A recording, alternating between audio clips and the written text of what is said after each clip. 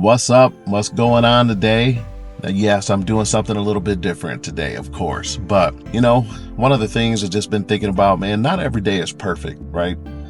I put out these videos. I try to make them look nice so that, I hope that you guys appreciate them.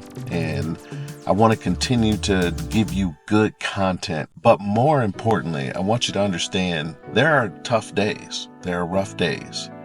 And it's okay. This isn't about perfection. Absolutely isn't. But what it is 100% about is education. It's about learning. See, we can never renew our minds if we don't learn, if we don't give ourselves to study, give ourselves to the word, give ourselves to understanding and knowledge. One of the things that I have learned in scripture is that the word darkness, when translated in Hebrew and Greek text, means Satan or ignorance. We have to begin to understand something. In order to step out of that into the light, which is translated knowledge, that's what we need. Knowledge. We have to grow in our knowledge and in our understanding. And so these videos that I'm putting out, I pray that you find blessing in them, that you find understanding, that it begins and encourages you to ask questions, to seek. And I'm going to keep putting them out, going to keep giving you information, going to keep speaking because that's what I believe and know that God has called me to. And so I hope that this blesses you, but let's get into today's message.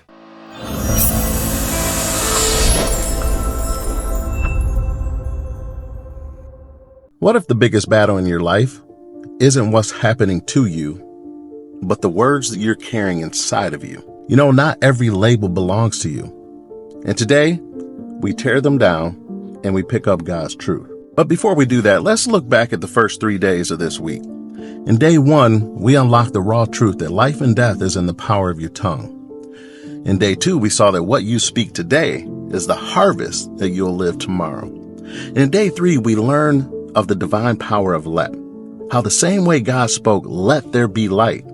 You and I are constantly letting words be planted in us or over us. But today, we're going to shift a little from the words you speak to the words you carry. Because sometimes the battle isn't what you said, it's what someone else said. But you started believing it. We do that often. Words are not just sounds. Matter of fact, words create emotional architecture inside you. Every affirmation ever spoken over you, it built something.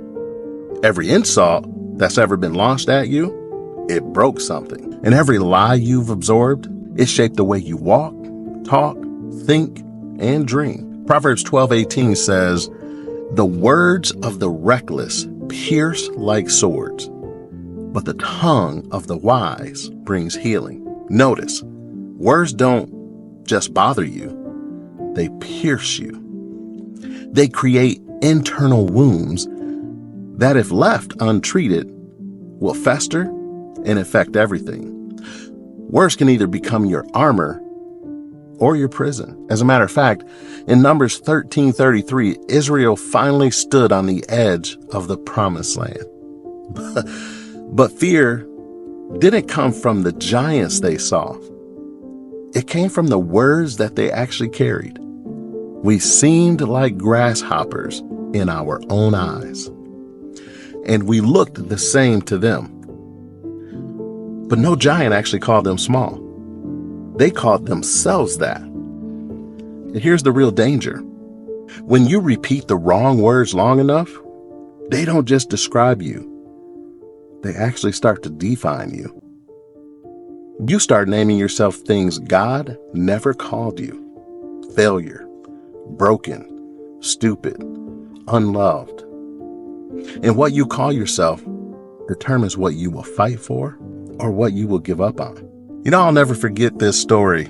It was a study done by Dr. Robert Rosenthal, where teachers were randomly told that certain third graders were gifted, even though it wasn't true. The students themselves didn't know anything, just the teachers, but their expectations changed the way they treated those students. They gave them more encouragement. more patience, more belief. But the result? Those students' scores shot up. Their confidence soared. They actually stepped into an identity they didn't even know they had. All because someone spoke expectation over them. And if that's what happens with kind of a lie, imagine what happens when you learn the truth that God has spoken over you. The reality is nothing changed about the kids. Only the words that were spoken over them changed.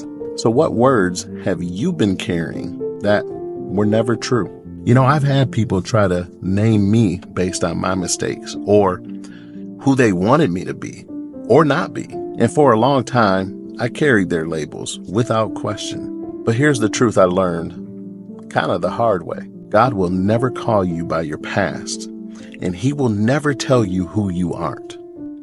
He always calls you by your destiny and your true identity.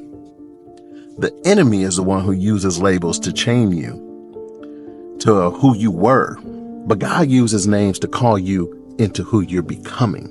And often the enemy will use the people closest to us, our family, our friends, even leaders, because we tend to believe those voices first. But that's why you must know God's voice louder than theirs. You've heard me say this, but it's important that you understand that science also backs this up too. Negative words increase cortisol levels, stress hormone in our brains. But positive words release dopamine and serotonin, that confidence and peace hormone side of things.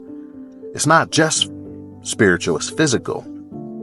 And when God says, let there be light, He creates life. When the enemy whispers, you'll never be enough, He creates darkness.